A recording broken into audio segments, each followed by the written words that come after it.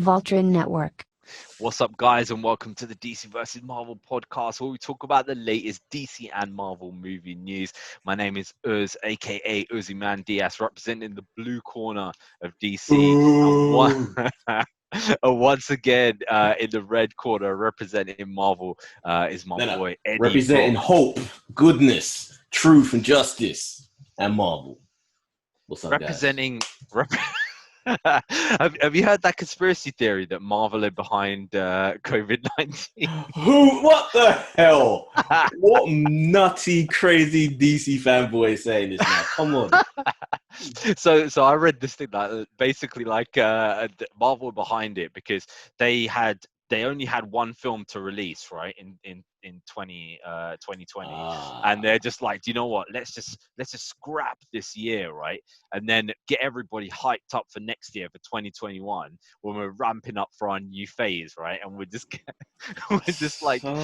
kind of build it all up there again, rather than having this kind of thing where it's like, you had that post Avengers. Thing is, they didn't just have one thing; they still had all the TV shows as well, and that's all gone to shit. So that's true. And yes, guys, I know I'm wearing a DC t-shirt again, but that's just because I just didn't have nothing to put on. But yeah. I'm not saying it's a legit theory. I'm just saying that it is. Aren't you? Are you the one? I haven't heard this rumor. Did you starting this? Yeah, exactly. I don't know who started that. Some dodgy geezer started that. Crazy. But yeah, man. Yeah. So I don't know. But man, it's been another funny week. And it's for us, man. For us in the UK, it's like I'm almost seeing stuff back to normal. To be honest. It's gyms are back. I think my cinema changed. The only one, my particular one, is the only thing that hasn't opened yet. You know, I can go back into fast food joints. Yeah, everything's pretty much regular, but I haven't gone into Central, right into the Central London. So I don't know what that's like, whether it's still pretty quiet or not. Well, I've got a couple of friends who cycle quite a lot, and they've like started cycling through Central, and it's like dead. Like it's like a lot of the time they're just like cycling through it, and there's just nothing going on, man. What are those businesses doing? Because that rent is like got to be crazy. So they're just sitting there empty. Well, that's the thing, man. One of my friends actually had to shut down his business in Harley Street, because apparently, like in Central, a lot of these businesses, a lot of these properties, are owned by like one group or like one family or whatever, and then they rent it all out or lease it all out to Chinese or Arabic, or they're all the ones like in certain parts of Central, they're owned by this group called the Walden Group.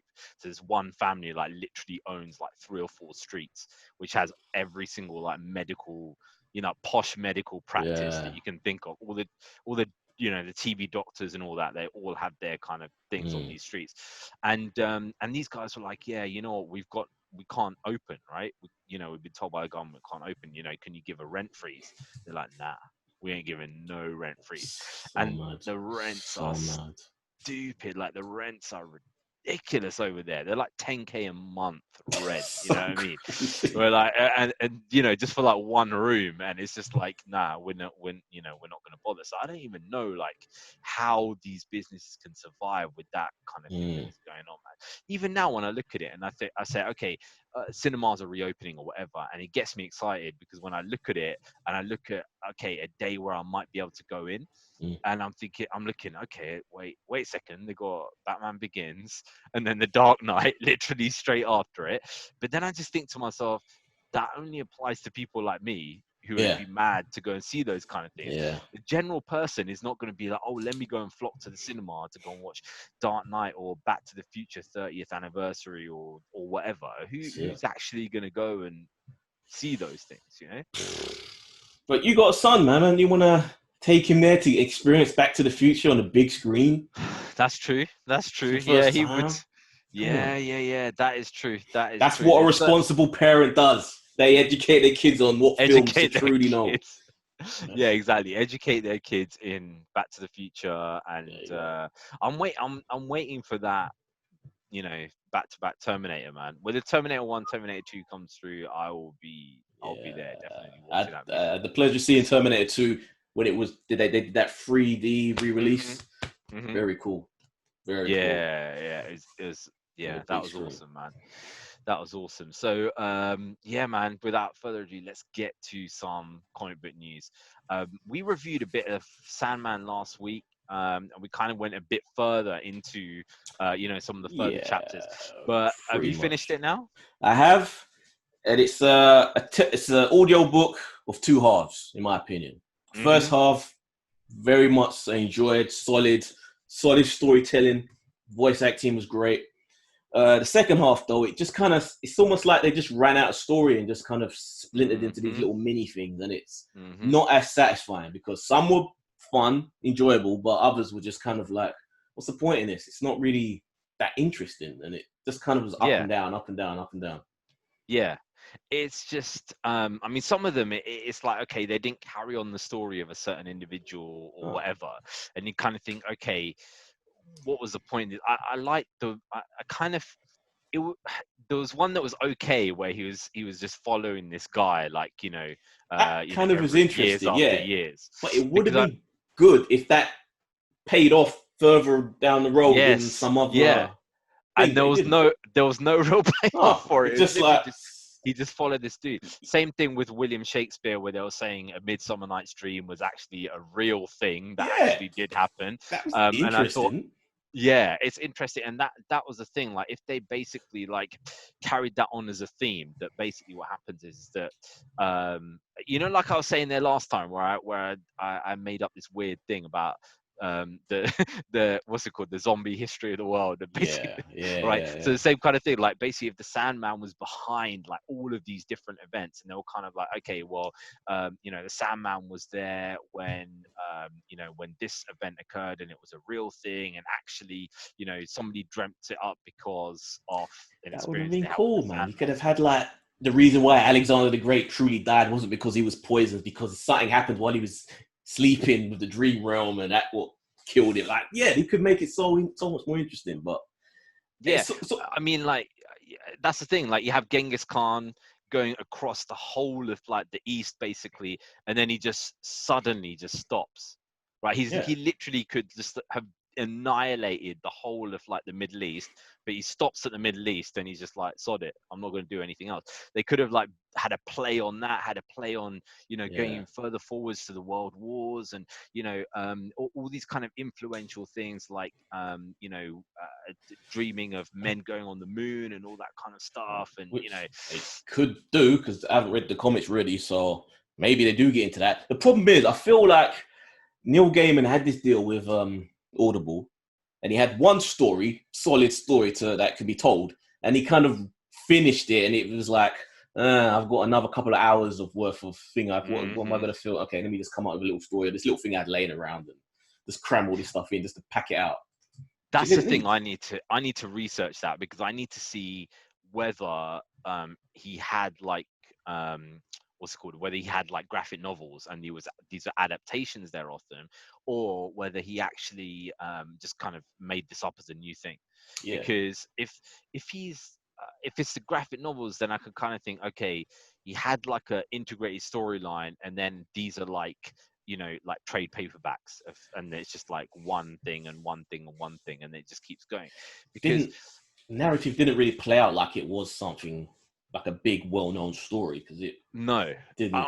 The other thing as well is like, okay, if the whole thing played out as the second half, it would go from I mean, the first half for me was a 9 out of 10, and then it goes down to about a 6 or maybe even a 5 in some points. And it's like, if it was just that end point, then you'd be like, this is garbage, man. This is just like, this is horrible, right? But it's like, because all the interesting stuff was, in that first section. Yeah, it was consistent, just one narrative. How long was the whole thing? Was it like 12 hours? Yeah, and the first section was literally like 5.5 to 6 hours, man. That would have been fine. Plenty of graphic audio ones which I listen to, which are iconic stories that they adapt into the audio format. They're about 6-7 hours. Some multiple parts, like another book, but and it's perfect. That's a perfect length. They don't need to be long. Yeah, I think that this is kind of like, I think it's like the Netflix effect. you got to have 10 episodes. It's got to be an hour long each thing. You've got to, you know, you also as well, like when you look at the big audio books, all the big audio books that are on Audible are around that kind of length. 10, 12 hours, yeah. It's funny because I actually, in listening to this, I went back to my library because Audible saves all the stuff you've ever bought, basically, right? And I was like, there's so many books on there that I haven't even listened to. And one of them was Alien Covenant Origins, right? And I listened to this whole audio book. It's like, man, it was actually more interesting than the film. Right, like way better than the film. It's in my wish list. It's the a retelling. I think they used the original script of Aliens 3, so it's not the version that was made into a film. It was the original script that they scrapped. They did audio version. I think that might be. I don't know whether it is that one because this one. It says it in the description. So is that what it says? Yeah. An Alien Covenant Origins. Not Covenant. It's another Alien. Audible. Yeah, there is another Alien one where they're using that script. That's in my wish list there as well. Yeah. This was like, I must have for some reason like bought this before the film came out and just had it and never listened to it, because this thing is it's basically about this organization, this kind of like this religious kind of organization that are trying to stop the Covenant from going. Right, so I was kind of listening to it, and because I couldn't remember the films there very well, I had Prometheus in my head, but it wasn't. It was like, it's the second one, the colony ship, right? Yeah. And this kind of like this guy who's like a prophet, he has this vision of aliens, and their whole thing is just trying to stop the Covenant from going, and why they want to stop it, and you know, all this kind of stuff. And it's quite interesting. I think you actually paying for those Audible books, because they're not cheap. I'm just getting my once a month free book. No, that's what it is, because I've had Audible for like 7-8 years. You know what I mean? And it's literally just been like every month I've just been adding. I've got so many. There's one on there. I've got a book that's 21 hours long, and it's Mao's Great Famine, and it's basically about how like Chairman Mao did all these like policies and stuff that like completely just killed like millions of Chinese and stuff. And I kind of listened to it like 4 or 5 hours, and then I was like, man, this is like depressing as hell. And I just abandoned it, and I looked at it, and it's like, 16 hours left. I'm just like, can I be bothered to listen to that thing there? You know what I mean? The longest thing I listened to, I think the Game of Thrones books got pretty crazy. They were I've really got that long. there as well, and the Lord of the Rings ones there as well. I've got so many on there. It's flipping crazy, man. But it's just like now, because obviously I've started commuting again, I'm kind of like, I was switching to podcasts and listening to loads of podcasts, but now I'm going to listen to all this audible stuff and then kind of go from there, man. So there was a release of Transformers War Cybertron, right, this week. And I haven't yet seen it, but Transformers is a Marvel property now, basically. So it's so what do you think about this? Because the thing is like there was such a big backlash against the Bay stuff. Yeah, it was like this huge nostalgia for G1 came back, right? And everybody's like, I want that Generation 1 stuff. And now, like, obviously the Bumblebee was much more kind of Generation 1, and this is proper G1, man. Well, Bumblebee wasn't a bad film. I defend Bumblebee for anyone that don't like it. It was actually pretty enjoyable for what it was. Mm-hmm. But this, I've only 1.5 episodes in, and I'm impressed by it. I had no expectations for this at all. I did watch the cartoons back in the day, but at this point, I figured like you can't really recapture it. You can't really do it justice. Mm-hmm. But it's actually a lot of fun. It's darker than you expect. Like, it's not just a kids cartoon on Netflix, which there are a bunch of, like She-Ra. Like, it's actually pretty mature in the way it's trying to tell its story about. It's all on Cybertron. It's about the war, obviously the war between Autobots and blah blah blah. Mm-hmm. But it's at a point now where the war's been going on for a long time, and the Autobots are fucked. They're in a bad they're in a bad place. They're living underground. Most of them are just laying around in corridors because Energon's so rare that they just don't have the energy to go out there and just do the thing. And it's worth watching. I really recommend it because it's more mature than I expected it would be. It's not that violent. They're just robots, basically. So how violent can you get? But yeah, you know, Starscream's getting his arm cut off, and you know, bicker. It's got a lot of the original voice, or it sounds like. I haven't checked to see the cast, but at least with Starscream, it sounds like the original dude. Starscream is the most annoying voice and the most annoying character ever. And he's exactly what you want. And Soundwave is there with his wicked. I love Soundwave. I can't even. Soundwave was wicked, man. Soundwave was wicked. Yeah, it's good so far. It's really cool, and it's interesting to see this dynamic of like the Decepticons being on top. They're basically kind of running things. They're having like while the Autobots are underground with no energy, just basically starving and just holding on by their fingertips. The Autobots are having like big like Nazi style rallies in the big arenas with video screens. Like they're balling right now. So I don't know where it goes from here, whether they go to other planets or anything, but so far, thumbs up. It's interesting because, you know, like people talk a lot nowadays about, okay, you know, this kind of cartoon is not as great as like, you know, the olden stuff or whatever. But it's like, you know what, you watch some of the olden stuff and it's just like, it's dire, man.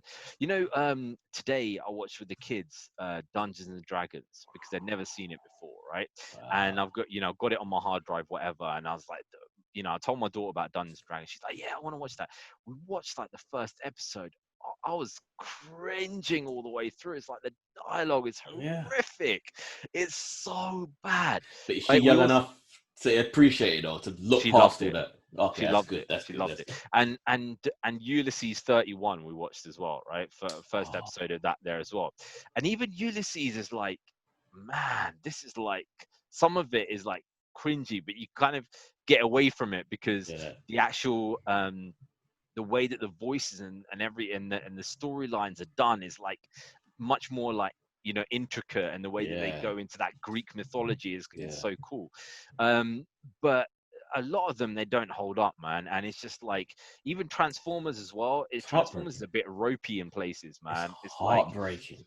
Going back, I was so excited at one point to go back. I think did we speak about this before? I think we did. Went back and watched the He-Man and the Thundercats, and it's like, oh, I can't wait. I'm being a kid again, and I'm watching it thinking, what is this?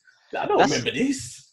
That's what I'm looking for. I'm looking forward to that Kevin Smith He-Man, man, because I reckon it's gonna be, because they're gonna have better writers, right? There's gonna be better writers on it. It's gonna be a better property. You built up the nostalgia to mean that you've got like this adult audience that can come and, you know, come and appreciate it.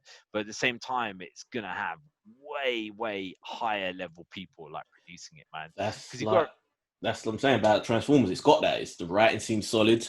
The animation's really good. It's like computer animation, but the texture is actually really good. Like, it really looks like they made of metal, but scratched up and worn and cracked. Wicked. So it's actually like, it's good. It's good.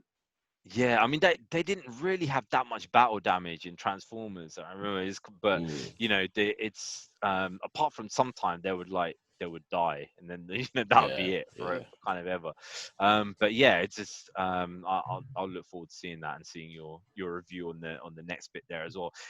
One of our favorite shows of last year, well, actually, I think yours as well, number one TV show of last year, Watchmen, right?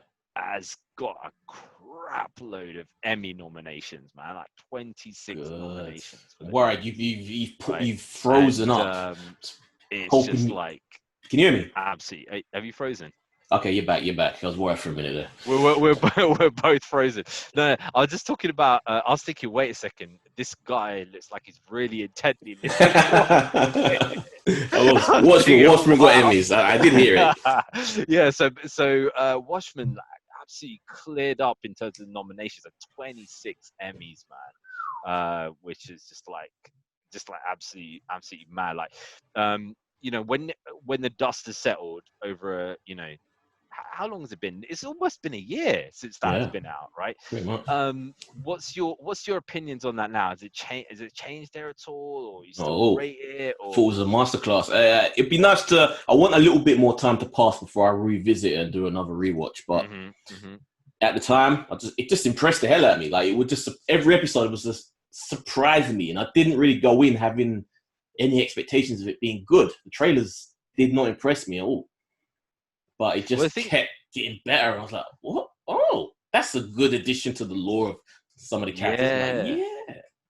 Well, this is the thing. There was a lot of stuff around it where it's like, okay, does this have anything to do with the Watchmen? There was a lot of the director talking about, okay, it's not a continuation. It is a continuation. It's not a sequel. It is a sequel, whatever.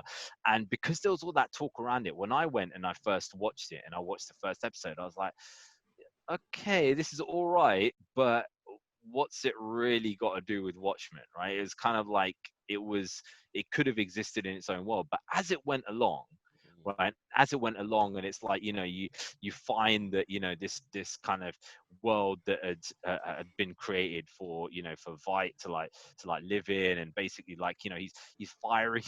It's like he's so messed up that he's firing these people to make a message. Just like, and then as it went along, I just thinking the creativity of the writing to think up stuff like that, like, you know, just the absolute craziness there of it, man. And I was one of those people that crapped on Lindelof, man. So for him to come back with this and to just knock it out of the park, yeah, can't deny, man. And you know, in a lot of these programs, you have a cross and a double cross and all that kind of stuff, and it's just like, it gets a bit silly after a while, because you're like, oh, okay, yeah, this person's doing this, you know, whatever. And it's like the, you know, the M. Night Shyamalan twist, but like 50 million times. But with this, like, every double cross worked, you know, you know, with you know, Vite's daughter, and then him, you know, every single one kind of like just worked, basically, man. And that's you know, what do you think about, say like with the ending, like you had in Inception, where it's like, was he still in the dream? Was he not in the dream? Same thing with this. Is she going to get the power? She almost walked on the water, but no. And it's like, I kind of like that, because it's like, you got to think like, okay. And some people are like, no, I want to see if she walks on the water and have a sequel. Sometimes that stuff can be frustrating, but as long as the main story has been told and completed, then this is just a little bonus thing. So it's fine. It doesn't really damage what came before it. That story was told perfectly. And just her, whether she does inherit the powers or not, you know, it doesn't matter. It just adds to that discussion and just kind of lets your imagination just wonder. And I like that. Yeah, like, literally, can it be given? You know, it's just like, it's just so definitely deserving all of those there, man. But they need to give us another linchpin series like that, man, because it's just like, you know, there was that kind of big disappointment after Game of Thrones, like, you know, I never watched Game of Thrones until Game of Thrones season 7 came out. That's and then my mate's criminal. like, I'm so angry when I hear that. It upsets me. It really upsets me to hear that. You jumped in at the end, expecting it just to be this thing to watch that you didn't. And then my mate's like, why are you not watching Game of Thrones, man? You love Lord of the Rings. Why are you not watching it? I was like, oh, I can't be bothered, man. It's so much. And he goes, watch the first episode, yeah, and then if you like it, then carry on. So I literally I watched like season 1 to 6, like one after the other. And then when I finished, it was like a couple of days before, you know, the season 7 or whatever started. And it was like, you know, that's the thing. You had that linchpin show, and then it's like, you know, kind of almost straight after you get Watchmen, and then it's like, now what have they got? They need to have like these kind of, you know, this kind of caliber kind of thing come in, man. And I'm just, you know, just can't wait for the next one they do, because those writers are still there. Those writers are still around that, you know, have that creative flair to actually create something like that. That's why it gets so frustrating when you have shows like Batwoman, and it's like, there are writers out there that can do that. Batwoman, if they took it seriously, even with whatever limited level of budget they've got, just take it seriously in the writing and have a director that kind of gives a damn, and that could be a great show. It could be amazing. But it's just, they're openly, Berlanti's openly willing to be lazy with these things. Like, there's no way they don't know that they're lazy. I always have a problem with these shows, because they're kind of like, they're allowed to go for season upon season upon season, right? But they never show that bit kind of at the start where it's like, okay, she just immediately, literally within 3 episodes, is basically Batwoman with the suit and everything, right? And it's like, okay, well, now you're Batwoman. And not only is she Batwoman level, she is top level Batwoman. The greatest. Right? Taking yeah, everybody, she is clearing out rooms of henchmen. She is like peak Batman level, like literally at that point. And it's like, you know, you never see that thing where it's like, okay, you know, where they might get beaten up and then they're just like, oh man, I don't want to do this. You want that kick-ass. You want the kick-ass arc of when he just goes out first time and gets wrecked and he's in the hospital for like whatever months, healing him, pinning him. You want that. Yeah. And you want that kind of thing where they're just like, you know, I can't do this anymore, but then they build themselves up. And the thing is, these things go on for so many series that they could literally do that. They could literally have her behind Batwoman over an entire series. And then the last episode of that series is her behind Batwoman. And then you kind of go on to the next one. But because they're kind of... Would casual audiences watch that, though, of a show of Batwoman without really a Batwoman, just a chick, just training and doing kickboxing? Probably not. I mean, the problem with this is like, you know, it's the general problem with everything there nowadays is like I feel sometimes too much stuff is revealed like too quickly, right, about everything, right? Even in like the trailers and all this kind of stuff there as well, man. You know, when I think back to you know, the way that you can get a fan to get excited about something, regardless of how great something is or whatever, right? It's like, you know, you know, for whatever you say about BVS, if they never showed that bit where Batman, Superman, and Wonder Woman are standing there, and then in the cinema, the first time you see it, all 3 of them together, right? Then that would have made it very different because people would have been like, they would have forgot everything. Yeah, honestly. Tingles at the spine, like Exactly. Everybody that if they didn't show that in the trailer, I guarantee you there'll be a very different thought process on that film because everybody would be like, they would forget everything else and they'll just be like, there's this one moment you got to be in the cinema for, right? And that would be it. Do you think people would be a little softer on Doomsday if they never saw him in the trailer? They didn't have that time to process this Ninja Turtle looking thing.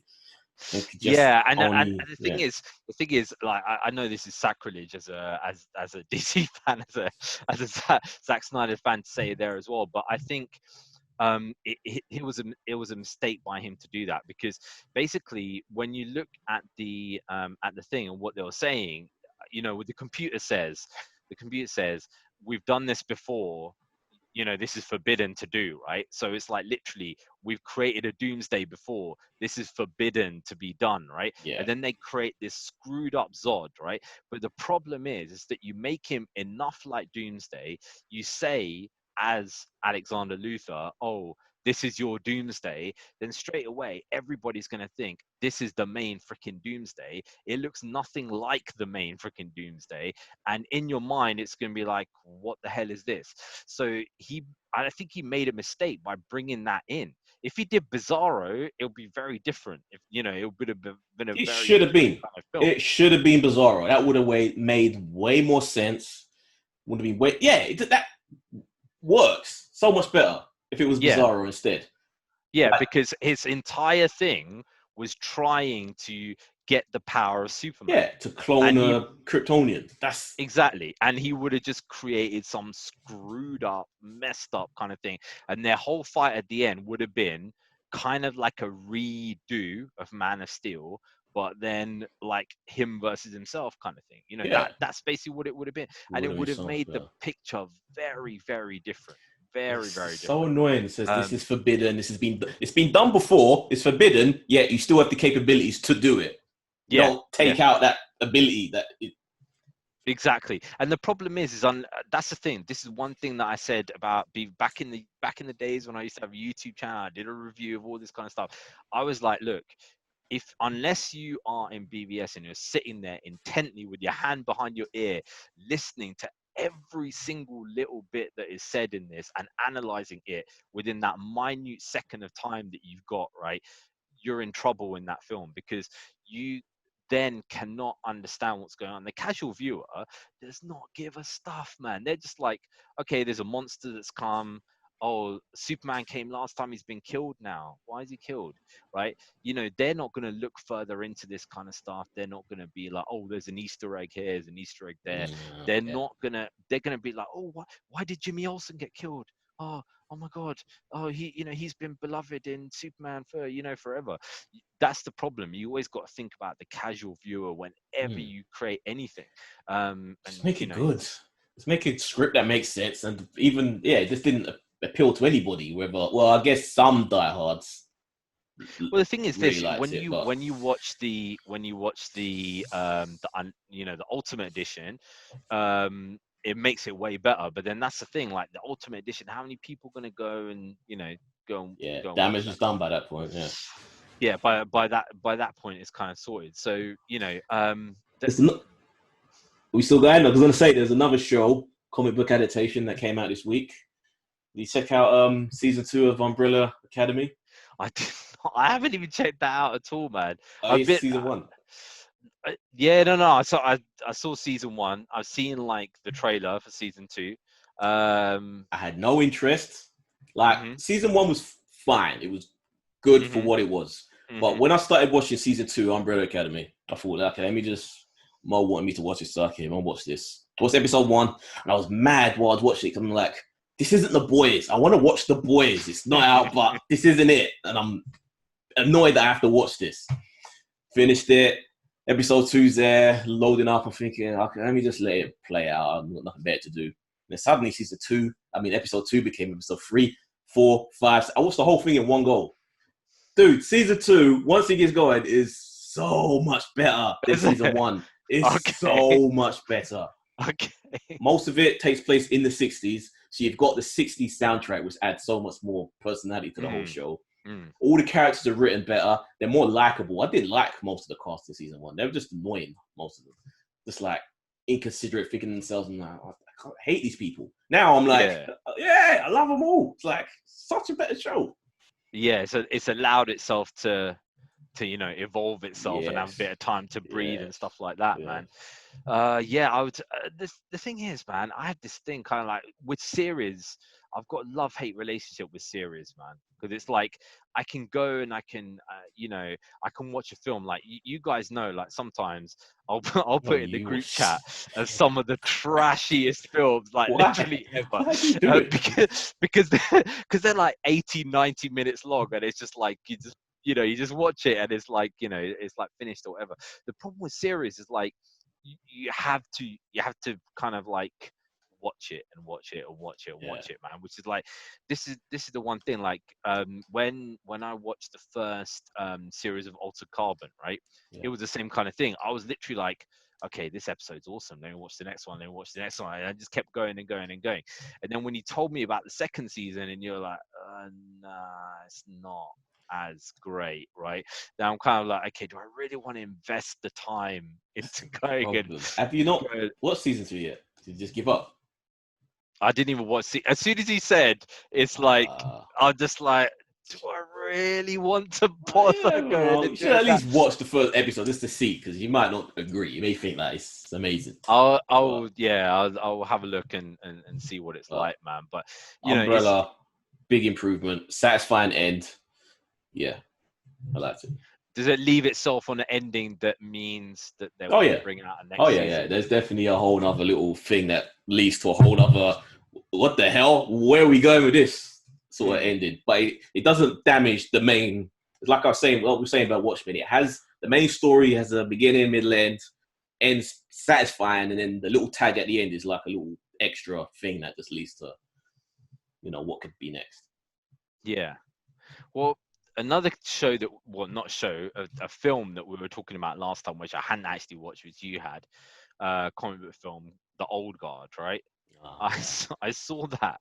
Now, I'm in two minds about this film, right? Because I'm kind of thinking, okay, is this wasted potential? Yes, that's what it is. Right? Does it look to me like a 2-hour advert for a sequel? or is there some substance in this film? And I kind of like, I watched it at the start of last week, and I literally was like, I'm going to give it a week to think about this, right? And I kind of have to go on the side of it's a 2-hour advert for a sequel, right? Because it's kind of like what they've done is they've kind of like been like, okay, we've got this amazing concept, right? And it's kind of like somebody's gone to a pitch meeting and said like, look, there's this graphic novel, it's got this amazing concept, we can do this, let's bring on these actors, let's bring on Charlize Theron, let's bring on these top kind of people there, and we'll make a film out of it. And they've been like, yeah, awesome. And then you look at it and it's like, okay, it's like the execution of it just generic. It's kind of like, it looks like many other things that you've seen there before, kind of cobbled together. And it's weird because all of my mates are like, oh my god, Old Guard, man, Old Guard was awesome. And I'm kind of on the other viewpoint of like, it could have been way better than what it was. I've got to a stage now, whenever I watch a film, I'm looking for that kind of like seminal scene or moment or time kind of thing where something happens and I'm just like, holy shit, I've just seen something freaking awesome, right? I remember when me and a few mates, we went to go and see the new Rambo film when it came out. Not the last one, but the one before that. When he was just an old dude who's kind of, and we're watching it and we're like, holy shit, this guy's like blowing people up, and it's like on the boat, just taking all the people off. And just like shooting down people with a massive machine gun and bits them fly, and we're just like, my god, we've never seen anything like that. We're talking about it for like a week afterwards, right?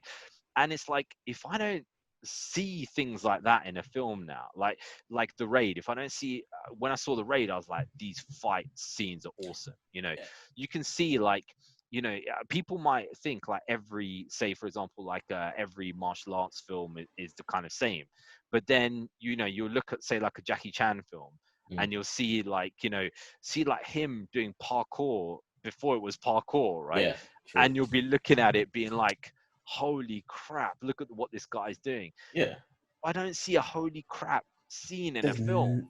No, oh god, there's nothing like that. Like even Extradition has holy shit moments because the action is so coolly captured and shot and executed. This doesn't have any of that flair. It's just generic. It's almost TV level. It's like and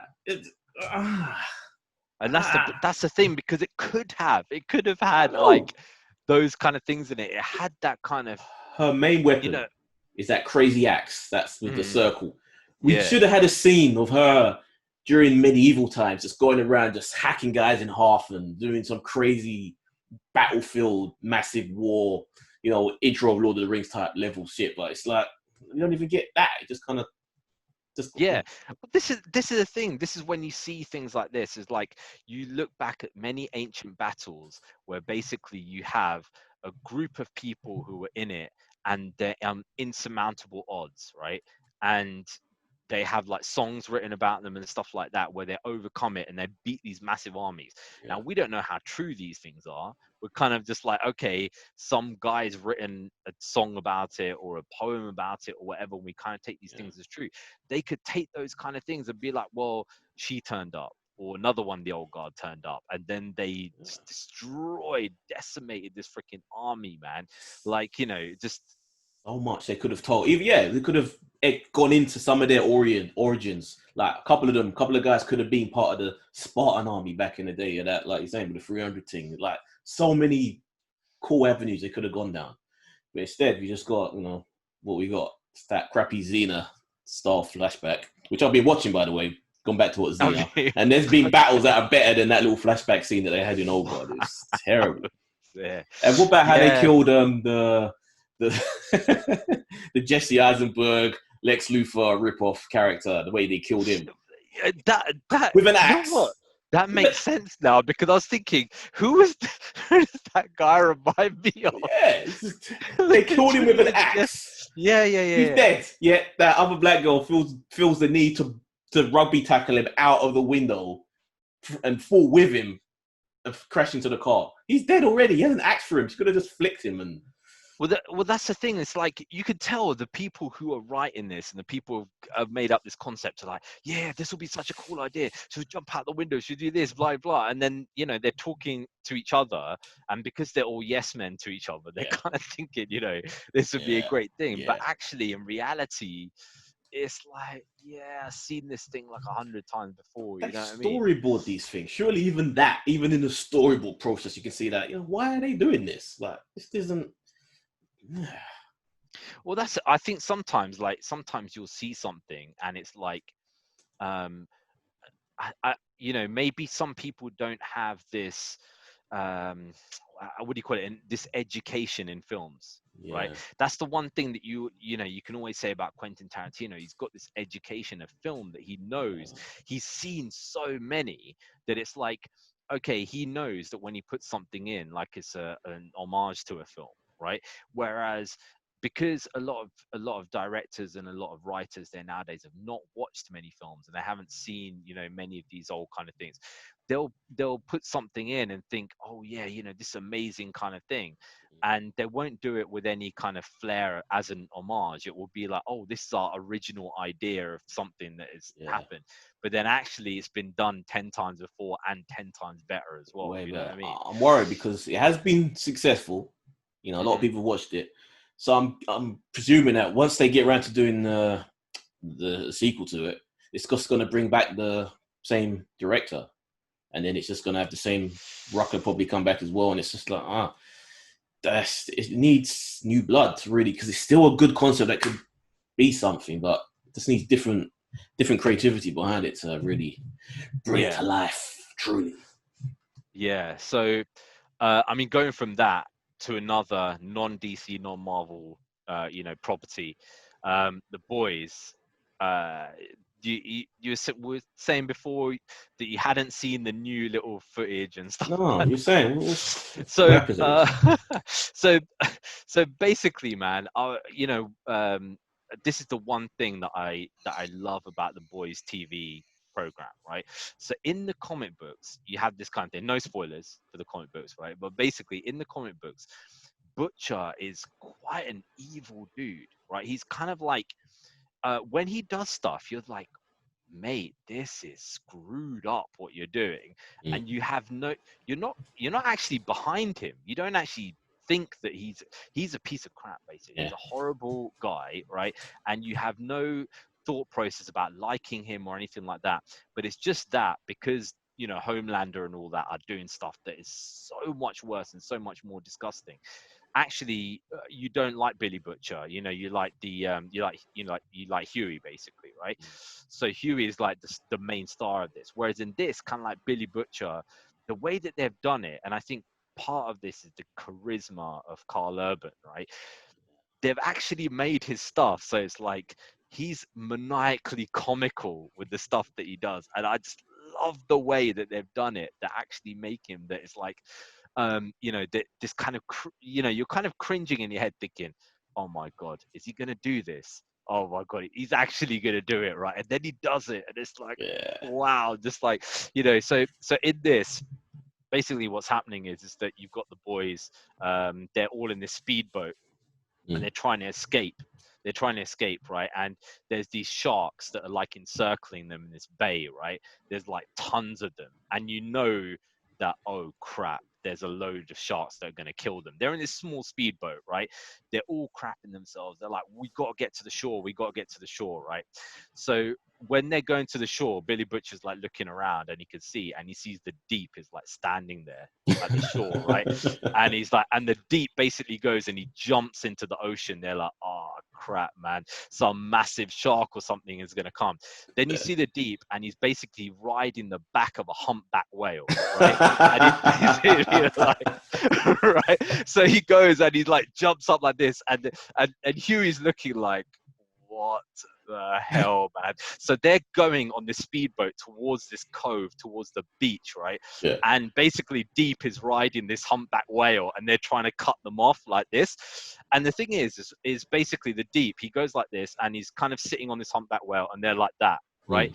And there's no way that they can get to the beach because they know if they get to the beach, Deep's got no real power there. They can't do anything, right? So Billy Butcher just looks, right, and he looks around like this, and he's like, the boy's like, oh, we're screwed, man, we're screwed, right? Billy Butcher's like, he basically grabs the accelerator on the boat, yeah, and he just pushes it forwards, and they're like, Billy, what are you doing? Billy, what are you doing? And he heads towards this humpback whale, right? And the Deep's looking like, what the hell is he doing, right? And then you just see he basically pushes down. They're all ducking, and he rips through this humpback whale, and this whale just explodes, right? Literally this way. So you remember that thing with the dolphin, right? And it's basically like, so the tagline of this was like, you thought the dolphin was crazy. Oh shit! I can't wait. How long we got? Another month? Oh man, I don't know, but it was. Do you know what? When I watched that, I was like, I just love the way they've made Billy just this maniacal, crazy. It's like he could do anything, and he just like, you just can't believe that he's actually doing that. And some of the stuff that he does, like in that kind of in that sequence, where not obviously in a TV sequence, we haven't seen anything, but in the comic books that he does to Stormfront and Stormfront's crew is flipping insane. And I'm just thinking they're gonna think of even more creative ways of doing that kind of stuff to Stormfront's team. Right, and it's just gonna be madness, man. It's honestly gonna be madness. So, just cannot wait for that thing to come. Like you've already just told me something that sounds way more interesting, has way more what the fuck potential than what we saw in the Old Guard in that Wonder Woman. That's the thing. That is the thing. If you saw that in the series, everybody would be talking about that the next day at work. You know what I mean? They'd just be like, "What on earth was that crazy thing that you just see, man?" So yeah, that I cannot wait for that thing to come back, man. But in the meantime, obviously, like Umbrella Academy is kind of it's come up there a bit. So I may check that mission out. So Vincent D'Onofrio has been doing some podcasts and stuff like that. You're talking about Kingpin, right? And this dude is not letting Kingpin go. And to be honest, he shouldn't do. Good. He is Kingpin. Right? He is Kingpin. Yeah, basically. He should be arrested just off the fact that he truly is Kingpin. He deserves to go to prison for that. Yeah, exactly. That's the thing. I mean, how good an actor do you have to be to bring that out? That has to be part of his personality is brought out there. You know what I mean? It's not just acting. There must be something else behind it, man. But yeah, basically, he was talking on a podcast about how it would be awesome if they had a separate kind of thing for the Kingpin like they had for the Joker, and just had his kind of rise as a crime boss in Hell's Kitchen, basically like how he became what he was. And we kind of seen that in Daredevil anyway, like his rise and stuff like that, and the brutality and the stuff that he did. But that I think would be quite interesting. I'd like to. That's the one thing that I always felt was missing from the Batman movies, the Nolan Batman movies, because you had Sal Maroni and stuff. Like, I don't give a crap about Sal Maroni. I want to see Black Mask, and I want to see Two-Face and all that kind of stuff. Like making these guys look like they're absolutely nothing, right? And just like taking their territories and stuff like that. And that would be, I think, really good if they could do that as a Kingpin kind of thing, man. But shame, but we're never gonna get that. But I don't know whether it's on the list. Have you got Hellstrom on the list? No, because we had that trailer that came out for the Hellstrom show, which Hellstrom are these characters that connected to like a Ghost Rider, but apparently the Ghost Rider show's been down the drain. But it's frustrating watching this Hellstrom thing because it's a lot more darker. It's completely separate from the rest of the MCU. It's on Hulu. And I'm thinking, okay, if they can do this, why are we getting Daredevil and these characters, which they're never going to do as part of the main MCU? We're never going to see Daredevil again, unless it's on like a Hulu thing.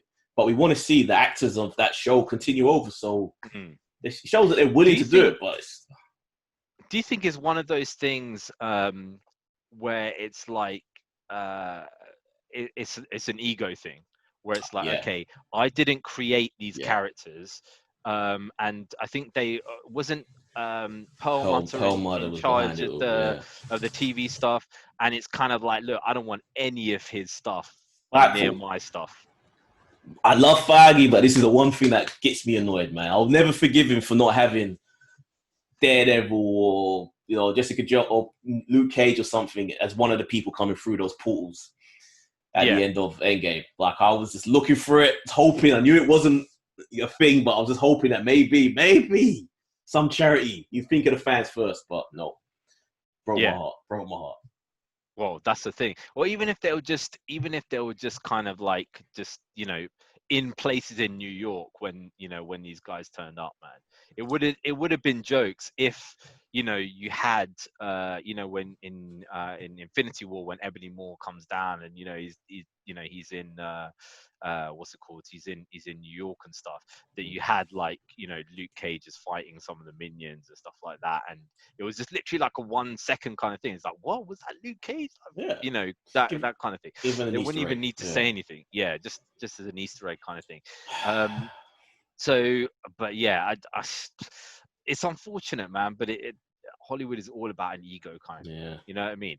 And that also leads us into the next thing there as well, in that we've been talking, you know, there's been all these kind of photoshops and stuff like that of Dave Batista being Bane, and, you know, he's wanted to try and come in and do certain things and stuff like that, and he's actually revealed now that he did try and get into the new Batman film as Bane. God. Right, he actually revealed that he actually, you know, he spoke to the director, you know, he spoke to the producers, and he's like, look, I would love to play Bane, you know, I'd love to kind of give this guy like, 10 for determination, man. He manages to get himself in the room and in conversation with these guys. But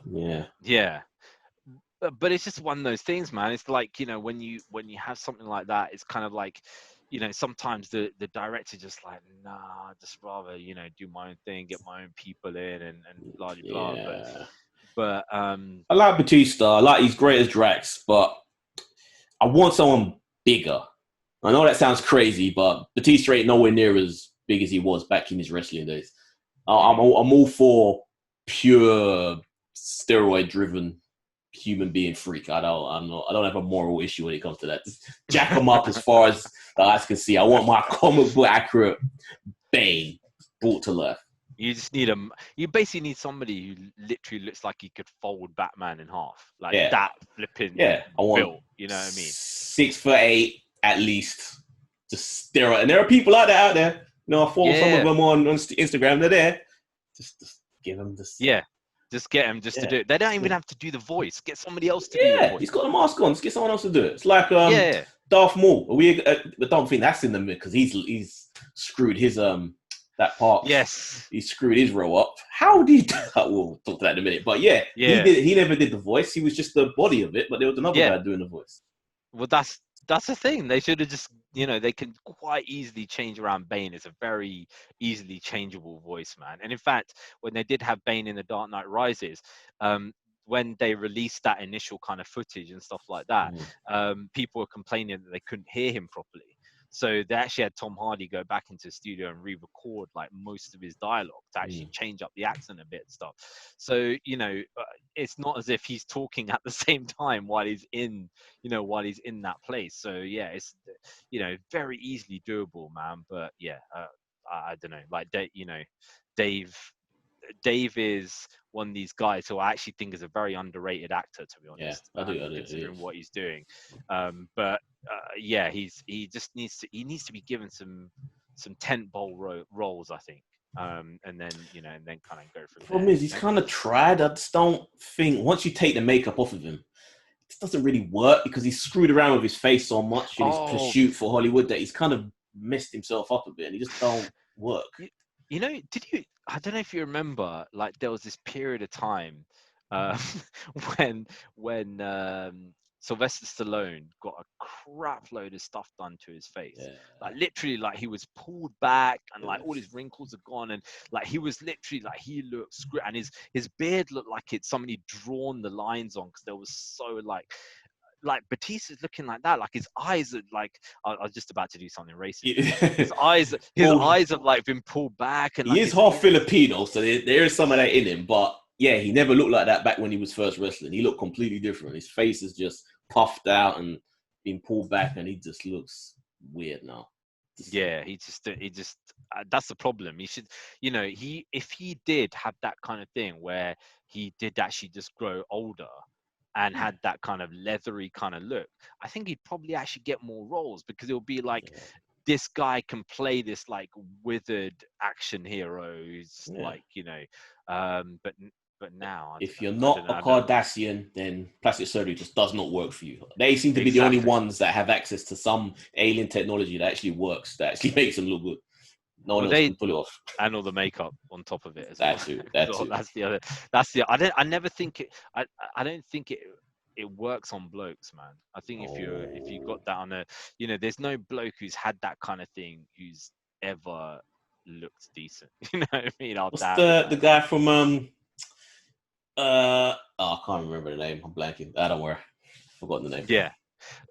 So the next topic. Do you play games? Do you play any games anymore? I watch more than I play. Yeah. So have you kept in the loop about EA and their kind of controversy behind games, because they sell you like the shitty loot boxes, game. and they just all the money they make is from the other DLC crap. Yeah. So AT&T, these rumors have been going on for a while. AT&T are not happy with DC, right? They're basically like, we like the movie side, we like the TV side, but the games and the comic books got to go, right? And they've been looking for somebody to buy those two things for quite a while, right? Crazy. So this is the thing, like, there's been so many kind of talks, like, so DC lost its distribution arm, started distributing its own stuff, just like see things. There's been a lot of talk behind the scenes, about when they had shareholder meetings about AT&T, no mention of the comic book arms or anything like that there. And they mentioned that, they're actively looking for buyers for Warner Brothers games, right? Because they want to sell. Yeah, So, I hear that. That's so mad to me. Which is insanity, because basically, in effect, what you're trying to do is you're trying to sell, you're trying to sell like the all the Batman games, or all the DC, or every single DC thing that you can think of. Mortal Kombat goodbye. Just, and the thing is that there were two potential people who were going to buy it. They were looking at Rocksteady, who make the Grand Theft Auto games and stuff, and EA, right? And EA, everybody's please no, because all that's going to happen is you're going to get really shitty games, and then you're going to have to pay tons of money to get new suits and get new levels and all this kind of stuff. And EA tweeted something yesterday, which basically gives a huge hint to say that they're trying to acquire WB Games, right? And people are just like, oh dear. Right, you might as well, right? Because this is the thing. There's this big thing now about, okay, the Batman games holds the title for superhero single genre for a long time, and then this Spider-Man game came along, which is flipping crazy, and now that's got the thing, and now people are just like, well, you know what?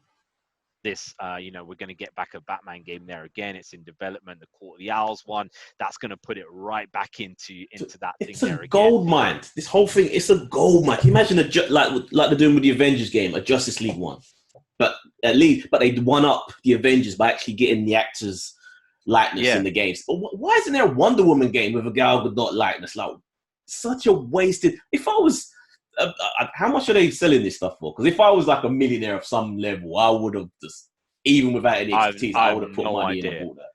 I have no idea. But this is the thing. They must be thinking. This is the thing, right? When one thing that I will say about, there's always this war, Sony and Xbox, right? But basically, like, the one thing I always rate about Sony is that they've held against this, like, this loot box crap and this kind of like, buying DLCs crap. Their kind of stuff, when their games come out, they're flipping complete, right? And one of the big problems for WB Games is they've always contracted out. So they've kind of like created the game, and then it's like, okay, this is a Sony exclusive. This comes on the PlayStation, and then obviously the PlayStation, the Sony take their cut and stuff like that. Whereas you get something like Spider-Man, and Sony takes 100% cut of that entire thing, right? And for WB, they're kind of thinking, okay, well, you know what? Do we do this? We're probably, even though they're probably making a ton of sales, they're probably not making enough profit to make it seem like this is actually a worthwhile thing to do. So if they had half a brain, then sell it to Sony. Sell it to Sony, man, because you know, Sony will be like, okay, well, we've got 100% control of the property. I mean, it'll be bizarre because if Sony controlled Batman, Mortal Kombat, Spider-Man, and bloody, it'll be insane. What is the deal with the Spider-Man one though? Is it 100%? Because this is a game. This is separate from the movies. Mm-hmm. So I thought, because Marvel still have access to Spider-Man, not they as a computer game character, because they had Spider-Man does pop up in their like Capcom versus Marvel, some of the older games, not the most recent one, but it's like, yeah, it's weird. It's a weird. Well, they've got, the thing is, they've basically got 100% license to create whatever Spider-Man version that they want, as long as it's not the same as what appears in the movies. So that's why they're going ahead and creating games that are completely separate. That's why they've got a Miles Morales game, and they've created a Miles which has got nothing to do with the MCU, because it's which again bugs me, because surely Miles Morales came about way after their deal to buy the properties, but still he falls under that. It's such a weird. These deals are really terribly worked out. Like this, I'd love to sit and read one of those contracts, because I mean that's weirdness. The thing. This in that whole entire Sony leak, where we got all these emails and stuff like that. The mad person who hacked that did not go in and find that flipping Spider-Man contract, which is the one that everybody wanted to read. It's like, get that Spider-Man contract out there, because that is, that's the main kind of thing, man. So, another kind of weird, weird kind of thing there, in terms of characters. You're talking about Ray Park, in as Darth Maul, right? And apparently, so this is a rumor, guys, Star Wars rumor, that Darth Maul is gonna kind of be the savior of the Star Wars universe kind of thing, because apparently they're making a Maul series, so it's gonna be like the Maul is gonna be the tent pole of all of this kind of stuff, man. I don't know how this is gonna work though, because Maul is being this sort of strange character, but he is a villain for the most part, and he has like his appearances in Clone Wars are canon, so we know he doesn't suddenly disappear at the end of Phantom Menace and then become a good guy. Like we know that he continues being this piece of crap, and he also pops up in Solo, still a villain. So how this show is going to make him a hero or some kind, I don't know. How's this going to work? I don't know. I honestly don't know. The thing is this, man, is like, I kind of think there's room for everything. Okay, like sometimes what they do is they put these certain things in, and they're kind of just like, oh, you know what, we have to appeal to everybody, right? And they've had that same problem with almost every franchise. This is why Star Trek is dead, basically, right? Because they decided this thing that is like, their films have to make a certain amount of money, they have to appeal to everybody, so they turned it into like an action franchise, and it never really kind of worked. Star Wars is the same kind of thing. I think there is room to create a story, like an alternative story. Say, for example, like how were the Sith created? Well, the Jedi went over there and they turned evil, and then they enslaved the population, and that kind of stuff is an alternate story you can tell for adults. Give me the Old Republic stuff, While at the same time, you could also have another story about heroic Jedi and all this kind of stuff, and have it about so that kids will enjoy it, or the general public will enjoy it. And I kind of think to myself, with the technology that they've got there now, especially the stuff that they're doing in The Mandalorian, where they can film it much easier, they don't need to worry so much about so much green screen, and they could turn over episodes much more easily.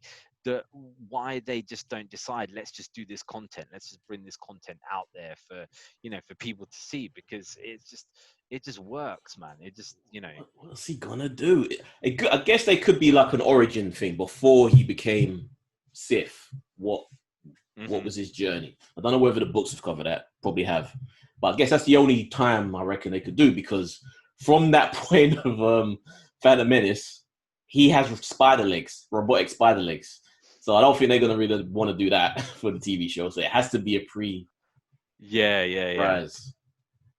And how he went that's dark. the thing. He must have got trained by Count Dooku, didn't he? Or he's Count Dooku's apprentice and stuff. So I don't know, God knows when that bloody happened. Like there must be some kind of story behind that, or whatever, how he became that and stuff. So, which to me is weird, because it doesn't make. He's meant to be Dooku's apprentice, but then Dooku is behind Palpatine, but there's always meant to be two of them.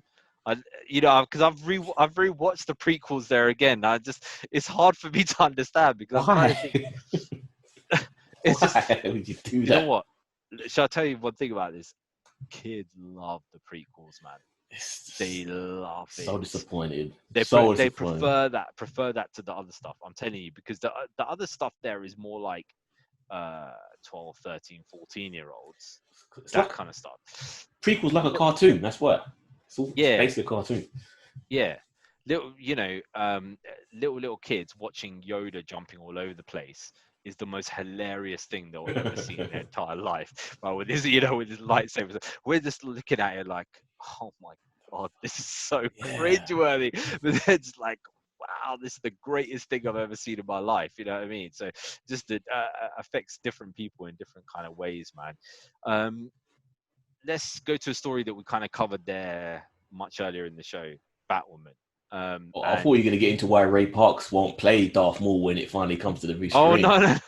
Oh, do you want to tell the audience why that? Well, for some idiotic reason, he decided to post on Instagram a photo of himself receiving oral sex from a woman. Yeah. Why he did that, I have no idea. Like, what was he thinking? And because of that, he's lost the part that he's basically had his whole, for 20 years now, something, however long it is. He's basically this has been his career. I know he's popped up now and again, Snake Eyes and G.I. Joe and that, but this is what he's made his life on. Comic Cons and all of that. It's like, this is all from Maul. Gone. Yeah. I mean, it's like a midlife crisis on acid. You know what I mean? Yeah. just think, mate. Why? How does that happen? Even by accident. How does that happen? That's the thing. That's the thing. And then how do you afterwards then say, oh, you know what? I didn't mean to post that up, or I didn't mean...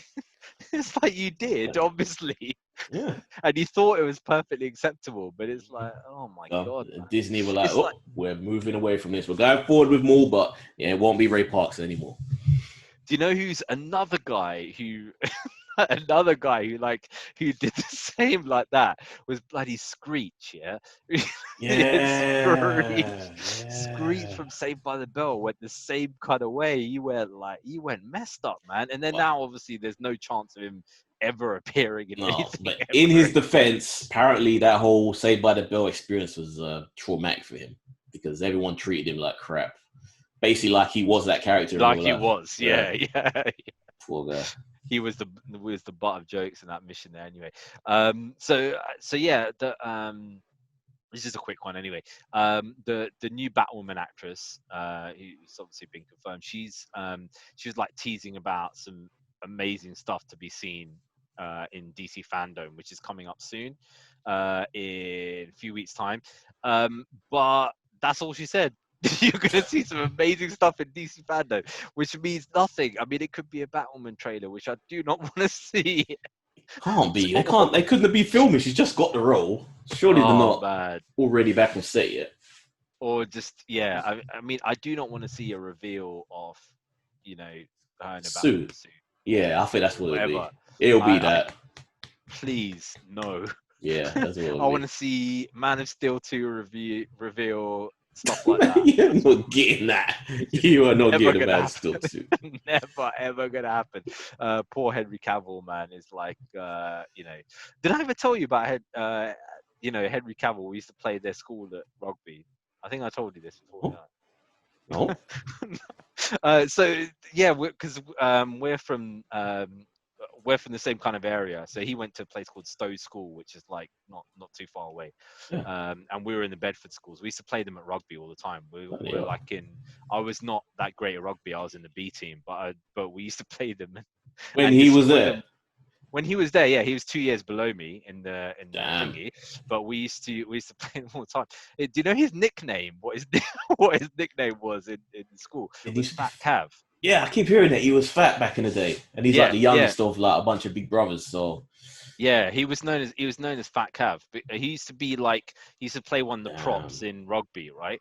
And he's a big guy. But it was just like yeah, just that's my crappy Henry Cavill story. But anyway, did you manage to see that Death in the Family trailer? Yes, I did. The group, man. Would you kill Robin? Would you let him be killed? Which Robin is he gonna be? Well, that's the thing. Is like he could die and he's dead, or Batman could save him and he could become something else, or he could become Hush, or he could become Red Robin, and this is smart from Warner Bros. Because this kind of cuts out some of that bootlegging potential, because the whole point of it being interactive, which you're not going to get if you just bootleg the thing, is that the option. So how you have to either buy the DVD or Blu-ray or watch it in whatever streaming site they put. So it's kind of smart of them to do this. And you have to watch it multiple times, because they're saying like it's not just like the option on the Robin. There's multiple options all the way through the thing. You know, what do you do with the Joker? You know, do you allow Hush to do his thing? You know, Red Robin. You know, all that kind of stuff. So yeah, it's gonna be an interesting kind of thing, man. So yeah, it's well, that's the thing. I think sometimes they did have these things back in the day which kind of just died by the wayside. They used to have these books, right, where basically like you read up to this point, it's like choose whatever, turn to page, right, your own adventure. Famous Five or something they were called. I used to love those. Even Netflix did one, didn't it, with the Dark Mirror? Yeah. They did that. Didn't like that there as well. So, didn't like that. But yeah, that didn't work as well as some of the other ones. It wasn't kind of I think with this it's like you have to have a real kind of consequence for their actions, and some of these things have been doing quite well. Like they've got this Bear Grylls one on Netflix, which my kids love, where it's basically like do you choose to go over this bridge, or do you choose to go down into the valley and then do it? And if you go down into the valley, it's so steep on the other side you can't get back up. And if you go on the bridge, you have to kind of like make this thing to go on the other side. When you go on this other side, there's like poisonous snakes there. So then what are you going to do about that? Are you going to go this way? Are you going to go that way? Like basically there's one of them, he picks up this dung, right? And it's basically either that you can drink the water from this dung, yeah, or you basically go down and go and trek 2 miles in the ice and snow down to the river to try and get some water, but you might die on the way, basically, right? So, what do you choose? At least it sounds like there's consequences. The problem with the Black Mirror one, the Bandersnatch, is that some of the options you say, okay, you do this or that, but you choose one, and it just kind of goes like 2 minutes and then stops and say, no, you can't go further. You have to go back, and you have to go back. So you were always supposed to go this other route. It's like it's pointless. Why have 2 options when one is just gonna stop it and make you go back again? So there actually used to be a what's it called, a program on UK TV that was a lot like that, which me and my mates were just like, I would love to go on that on that program if we ever could. It's basically, I can't remember the name of it, but it's basically this kid would go and put on this helmet with these like Viking horns on. Nightmare. Yeah. And his mates would tell him like, walk this far or go take this decision or whatever. If you guys haven't seen it, because I know we have a lot of American listeners, go and check out this UK TV show, right? Because it was epic. It dated horrendously. Yeah, it probably has. I haven't seen it for a long time, but that was the same kind of thing. Like it's very interactive, going kind of like choosing your own way to go. So I guess this is probably going to be a what's it called, a tester, because if this works well, they're gonna have a crap load of these coming out. They're gonna have a crap load. And the thing is, what they're doing is, it seems like a lot of the footage, they're taking some parts from different things. So that Red Robin versus Deathstroke, we've seen that there before. We've seen Hush, trying to, with his rifle there before that scene. We've seen that there before, and obviously we've seen the Robin and the under the Red Hood with Joker. So they're taking different things from different things, and I think they could do that with a lot of stuff. They could be like, okay, they could take a Superman one. Does Superman land in Kansas, or does he land in rural Russia?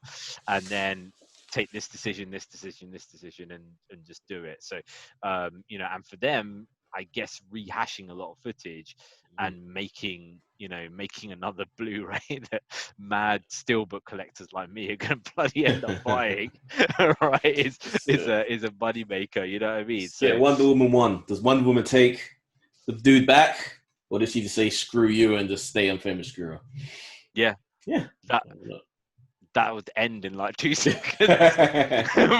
What's the point in that? I know. But then she go on some other adventures, fighting against the gods. Against Zeus or something.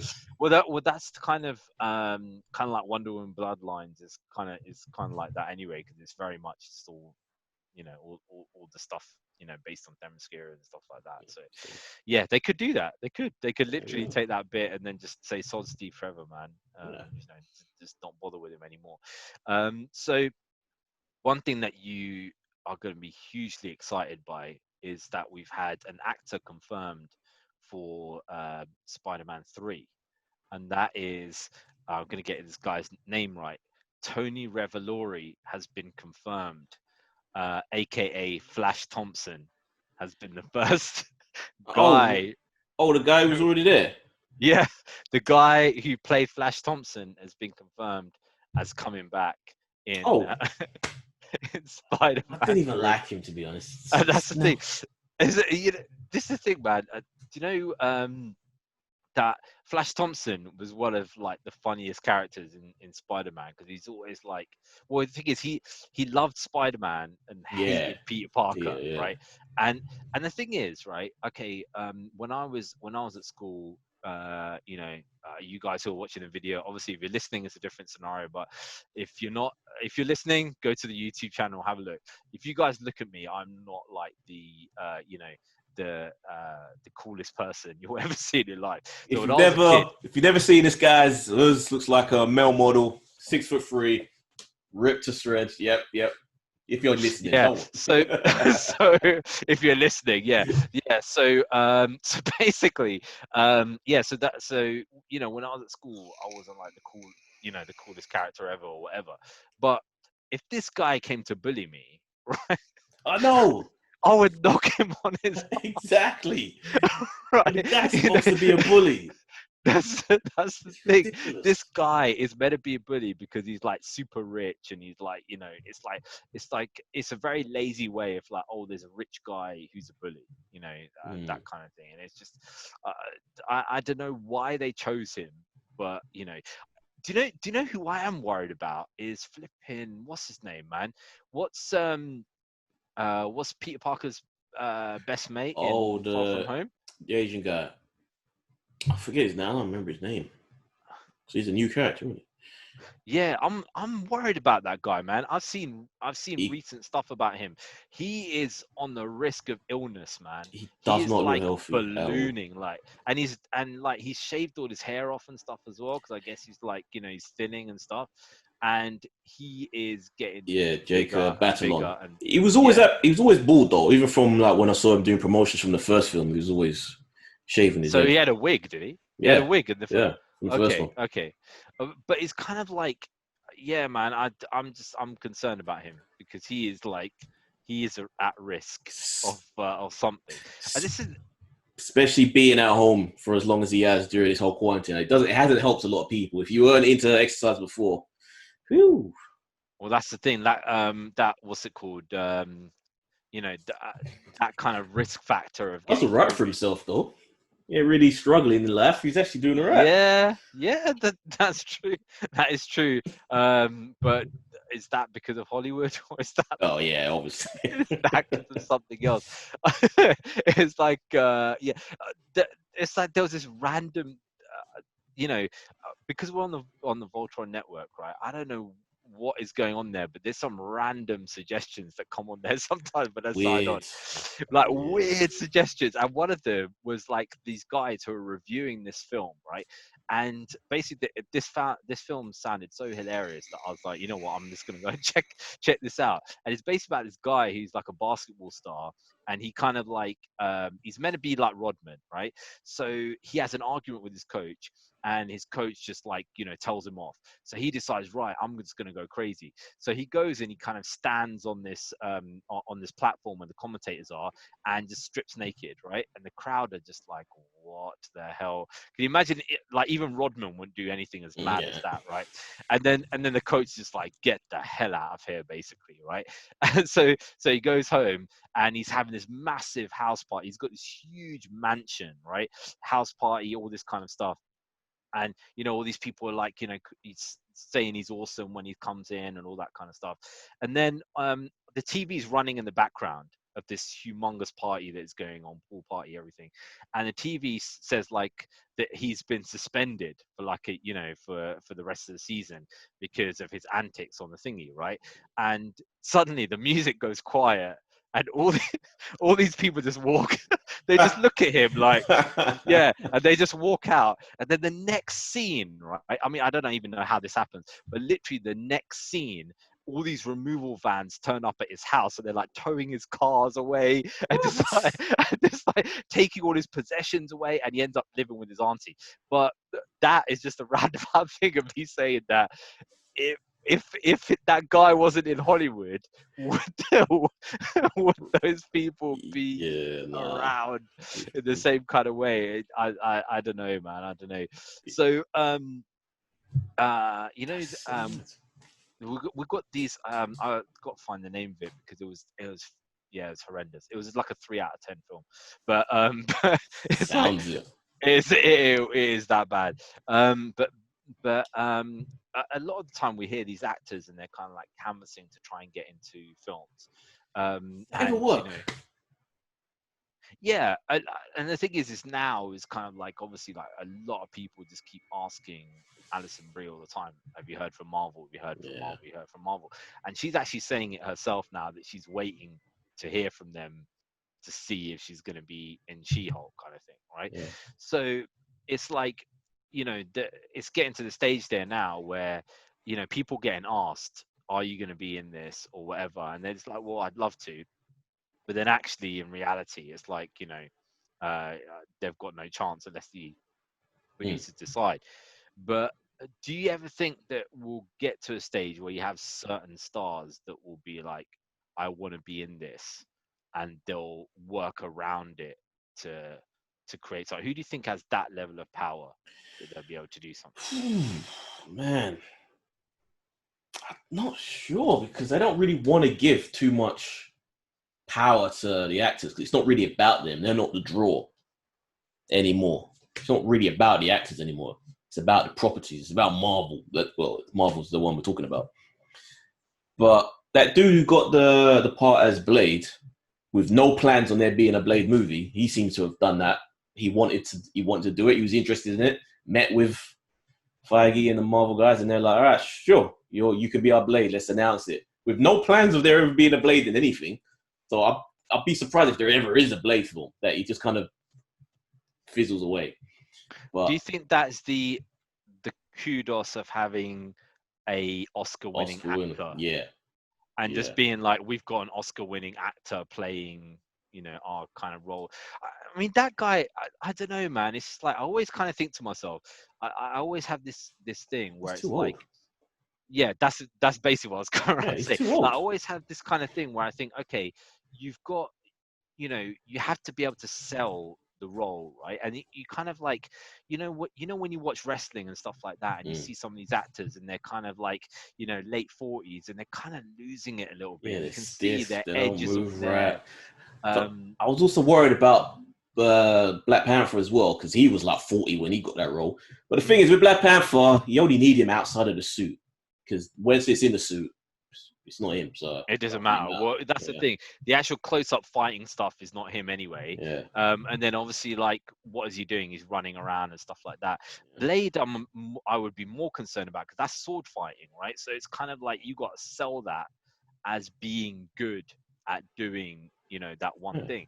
And I think kind of like you have certain actors who are obsessed with stuff like that, like Tom Cruise, who is literally obsessed with, like, I have to sell that I can actually do this kind of thing. Yeah. Which I've said it everywhere. I swear that's good. It's like I say with Jackie Chan, but I'm not sure anymore. But I think definitely with Tom Cruise, that's gonna be how he dies. One day we're gonna turn on the news. It'll be Tom Cruise in whatever movie. Probably is one where he goes to space that he's trying to do now. He seems to have this self-destructive thing. I think he wants to get away from Scientology. Basically, there's all this thing about him moving away from that Scientology church. I reckon this is it. Makes as many most dangerous films as he can until eventually. Imagine if just at the end of Mission Impossible or something, he's in space and there's this Green Lantern ring just flying around and he just flips off, and it's actually a reality. He just disappeared. He's just like, and everybody's like, what the hell happened to Tom Cruise? We never see him again. He just he's chipped off somewhere. Do you know that did you ever see this film with Will Smith and his son? That space. I couldn't watch it. I couldn't. So basically, that was a Scientology film, right? So in Scientology, what they believe is that every single thing is a construct, right?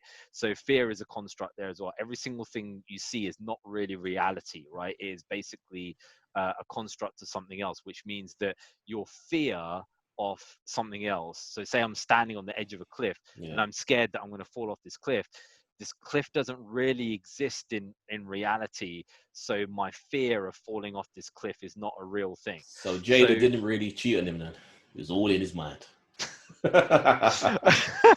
Well, yeah. Do you see that thing that I sent about somebody put that on his video? Yeah, I see that. That's hilarious, man. Absolutely hilarious. So some Will Smith, guys, if you haven't heard, Will Smith did this video about he's jumping on the skipping rope doing training, and somebody just wrote on there, don't get into an entanglement, and he banned the person. Which he admitted it was funny, but he said, "I'm definitely going to ban you," but. That was funny. I'll give you that. Yeah. So this is the thing, like basically like with Tom Cruise, he's now, because he's so deep in Scientology, got this kind of thing that the stuff that I'm seeing is not real, right? Yeah. So it's like if I fly off into space and I might die, well, all I'm going to do is I'm not actually going to die. I'm just going to move from one reality to a different reality, right? And I will still be present in that other reality, and what I'm seeing there is not particularly real. I could crash and burn my helicopter and I'll just respawn in some random ass kind of reality, you know what I mean? And that's, as you get higher and higher up in Scientology, you're meant to have more and more access to those different levels or whatever. But that's the thing though, I'm legit hearing that he's trying to pull himself away. That's why you never see him doing any official Scientology stuff anymore for years now. That's why he just does film after film after film after film, so he doesn't have to do all that other stuff. Well, this is the thing. Like, at some point you have to think, like, because he has no contact with his daughter, right? Literally, like, he has zero contact, and is apparently because in Scientology, his daughter's, because she's not a Scientologist, or his wife's not a Scientologist, is considered. They're considered a like an attachment, like basically like somebody who's like a negative force on you or whatever. So he had to detach himself from her. But as a father, I think that has to hurt him at some point, and he's going to be thinking, is it worth it being part of this Scientologist reality? This is what I think. He pushes it every film. Like, that's why I think he's just got in this self-destructive space where, okay, I'm gonna learn to fly a helicopter for real. Okay, I did that. Now I'm gonna learn to fly a jet plane for the next Top Gun film.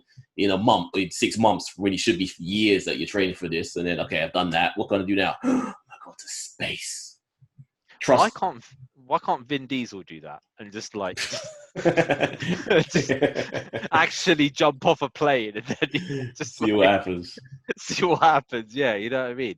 Or or Tyrese or something like that.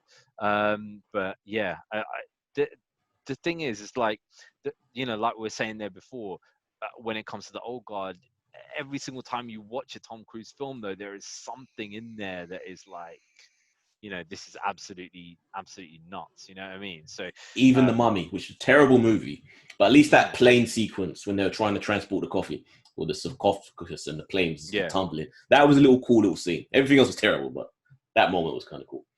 Yeah, which is why it perplexes me when it's like, Christopher McQuarrie was saying, like, I had a kind of idea with Henry Cavill, we're putting about different ideas for a Superman kind of thing. It's like WB should literally just say, here's a suitcase full of a shitload of money, there you go, mate, just deal with it, Madness. But no. It's just like just absolutely completely nuts, man. So anyway, on that high note, guys, that is, well, we're not going to mention Haley Steinfeld being cast as Hawkeye's. Is that real though? Is that actually real? Yeah, that's what I'm hearing. It was a discussion for a long time, and now because I saw that, and then I tried to I looked up certain things, and I was like, it's not on Variety, it's not on Hollywood Reporter, it's like Screen Rant and bloody something else are like reporting it. So I don't know if it's actually legit or not, because I try whenever I see these things, I try and like look at the actual thing to say whether it's actually there. But I can't find it on anything else like Hollywood. Guess there hasn't been an official announcement, but it seems to be.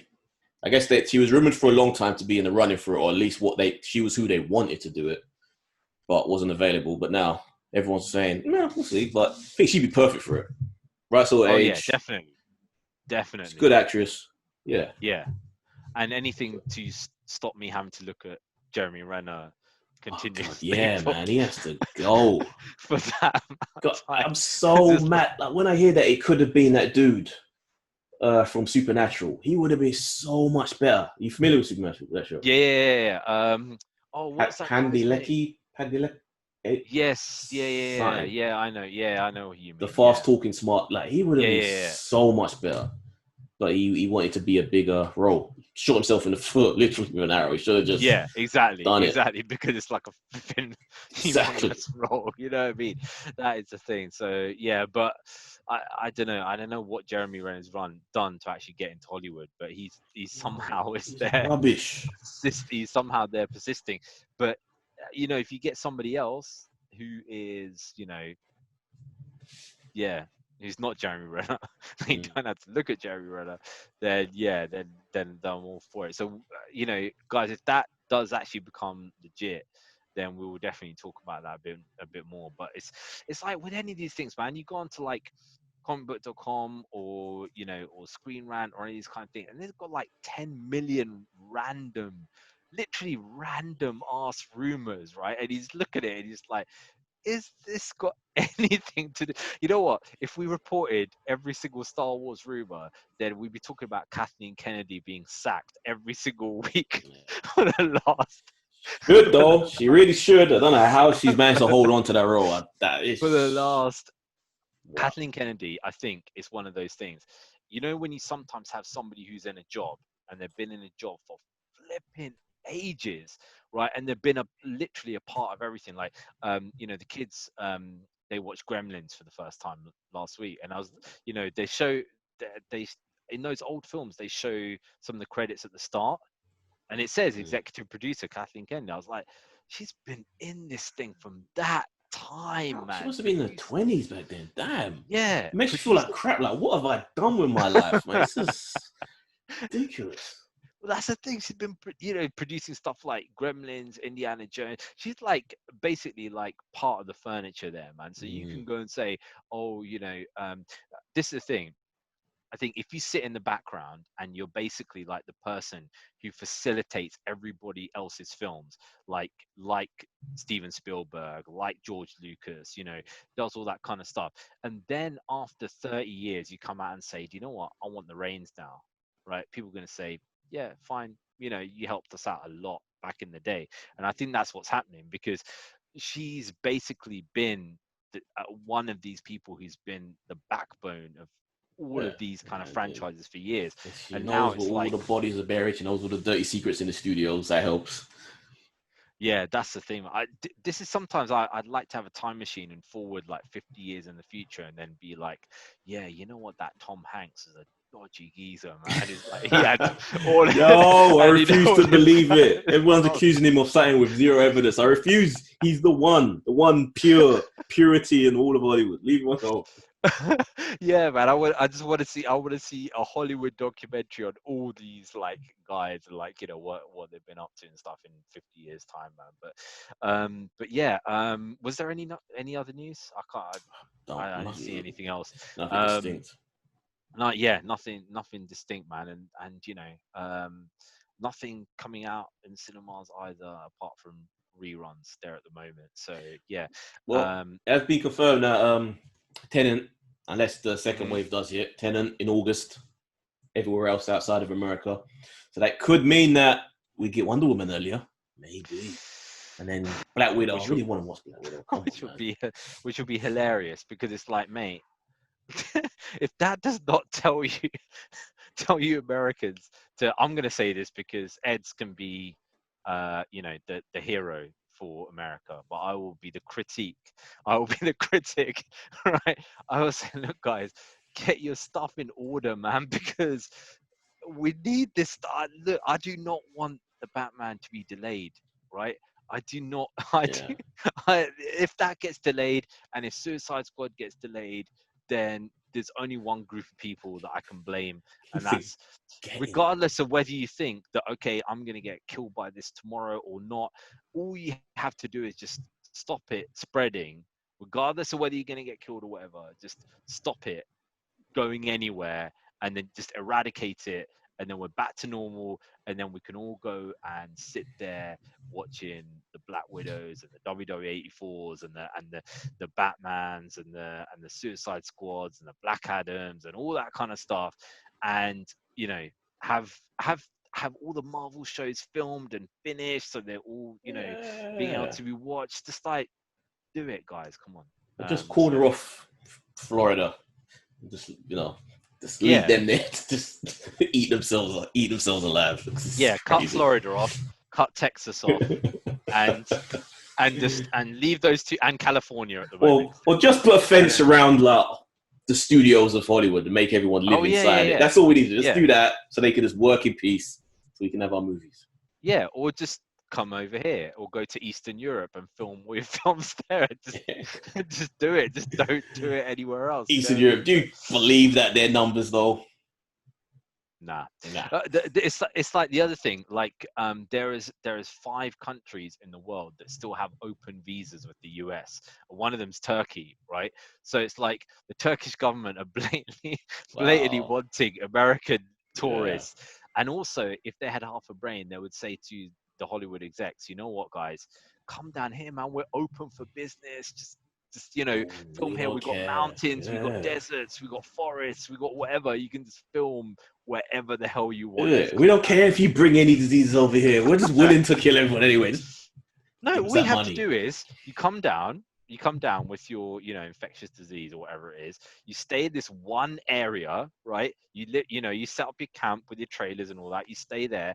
Then we'll escort you back to the airport. You go on your one plane and you go back to the US, and you have no interaction with the local populace or whatever. You pay your taxes and you go, and it's all done. There you go. And you know, we get our films kind of sorted, man. Tenet was one thing that I was looking forward to at some time for flipping ages, man, and I'm so glad that that's still coming out. But guys, you're gonna miss out on it unless you get that stuff sorted. When was the original date on Tenet? Tenet was meant to come out. Yeah, it's meant to come out ages ago, man. It's meant to come out like in June, end of June. So if the world had gone to crap, what would we have had out by now? By the beginning Tenet, of August. WW84. One would have been out by now. Damn. Mulan, Black Widow. Yeah, we would have had so much. Yeah. What else is there? There was 2 others that they moved. Do you know the other thing is they're probably going to end up moving Dune now as well. Dune's going to be gone because Dune's going to be coming out December. So that's probably going to end up going. And all the it's weird because all the stuff in they're thinking this far ahead that all the October stuff is moving there as well. So like the Halloween. The Halloween final, whatever it is, that's Halloween going. Kills, I think. Halloween Kills is going, and some other of the horrors that are going to be coming in the October time is going there as well. So keep pushing Wonder Woman back, but I'll be surprised if it does end up coming out when they say. If the thing is, if it's the one thing about Wonder Woman is that it heavily relies on American audience. Something like Tenet, right, is kind of like Inception, where it's like even if you don't understand English very well, you kind of just look at it and think this looks freaking cool. And I think Tenet is the same kind of way. If you're watching something like Inception and thinking that looks cool, you can go and watch something like something like Tenet and think that looks cool, and it will translate well to international audiences. And I think because WW84 relies a lot on the US audience, they just keep pushing it back because they cannot afford for it not to have a massive amount of box office coming in. You know what I mean? I don't think we're going to get massive box offices though for like another year till we really start seeing them big numbers. Maybe longer. Yeah. I think we're looking at I think you're right. I think we're actually looking till probably December 2021 to get back the same kind of numbers that we used to get, back in the day. And the damage that kind of long. Damage could be done by then though, because so many cinema chains, smaller ones, are going to be going down the pot. You heard about the Universal deal for with AMC for like 17-day window. It's like if that affects other cinemas, they have to go that route. Then that box office money is down the drain. The thing is, the 17-day window thing is crazy because if you imagine, right, there's like about 4 groups of people go and watch films. So you've got this kind of like the mad fans who literally go on the night, right? And then you've got, the people who are kind of fans, but are just like, okay, I want to watch this film, but they filter in over the next week. And then after that, you get the general public who filter in from that week for another 2 weeks later. And then you get like, the really old people who go in the middle of the day, they kind of filter in right at the end, right? But if you got 17 days, right, you're right in that general public middle window, right? And can you imagine something like Batman comes out? They're just gonna be like, let's just wait till it comes on TV. A lot of people are not fussed about the cinema experience. That's crazy, man. But are they going to be willing? How many people are willing to really pay 20 quid for watch something at home? It depends because, if you're going by yourself, it's a very different situation than if you're going with a family. So for example, like we recently went with my daughter went with her friends to go and see Frozen 2, right? And there was like 8 kids, right? And the mom, right? So you're thinking about it, you got 8 kids there going out as a treat. So that's what that's £100 and something plus all your food for all of those kids. You got £5-6 on popcorn. That's another 40 quid. And it's like, imagine if you got 2 or 3 kids and you're taking them to the cinema.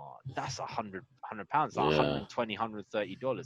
How many people gonna spend $120, $130 every week or every 2 weeks? So the Disney films, for family films, it definitely makes more sense than just wait until it's on the VOD. Yeah. Damn it.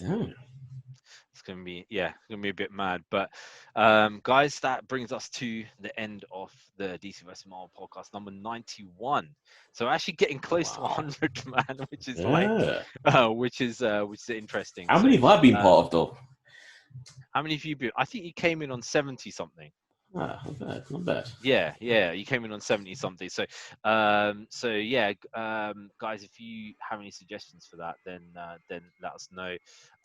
You can email us on dcvsmarvelpod@gmail.com and go to the website dcvsmarvelpodcast.com.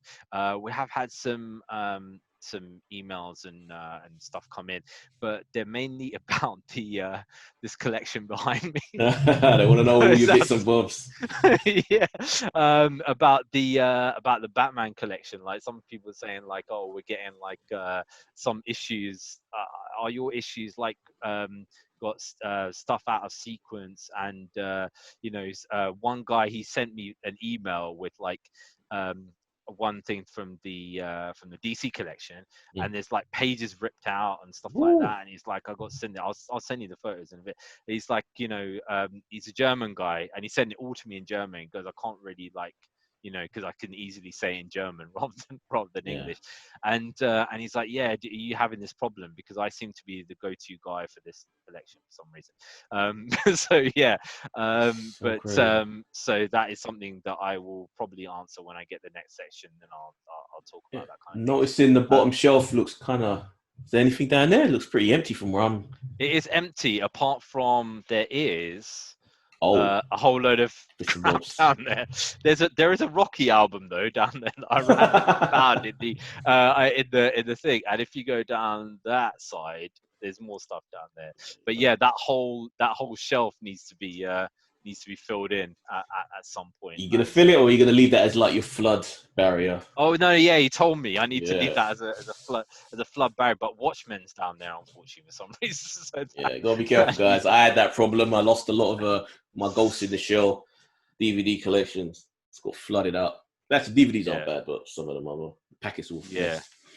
Yeah, can't let that happen, man. Can't let that happen. So make sure you go to the most active, which is the Facebook page, DCVS Marvel Podcast, and Ed's is on a ton of other shows there as well, including one about the WWE, which has posted its highest ever profits, like ever. Basically, I was reading that in the Financial Times. So Eds can tell you about the quality of that show.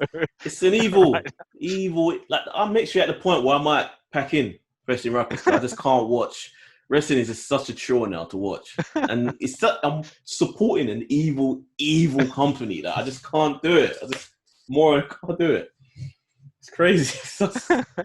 They fired a ton of people, and it would make no difference to how much money they make. Because it's all about their Saudi Arabia money and all their contracts with the networks and all that. Made no difference, but they wanted to make that little extra bonus in the quarter to tell their shareholders that they're doing so good. And they offered a bunch of the people, new contracts, but at way less money to come back. And everyone was like, screw you, we ain't coming back. Bunch of scum, pretty much, man. And guys, if you wanna hear about general movies and also about TV shows there as well, which obviously we don't cover here, then Ed's got another show there as well. At the movies, you can find it on all podcasting platforms, as well as on, if you're watching this on the YouTube channel, Voltron Network, 2 words. You can see the video for this if you want to listen to the audio, and for talking about the movies, and for original versus remake that comes back this week. And maybe Wrestling Rocks if I keep doing that, but I'm burnt out on wrestling now, to be honest. Yeah, so guys, listen, I don't know, like, don't be scared about sending us messages about, even though we cover the news, if you want us to, me and Ash used to do a lot of stuff versus, kind of things where we'd have to pick characters and then like kind of like argue them out and stuff like that. If you guys want us to do things like that, we can do. And I've been looking at the downloads kind of things, we're getting, like 800 plus downloads a day, so I don't know why we're not getting as many people like emailing us in. So don't be scared, you could email in and we can discuss different things there, but if you just want me to discuss that stuff, I can do that as well. So until next time, guys, we'll see you again then. See you next week.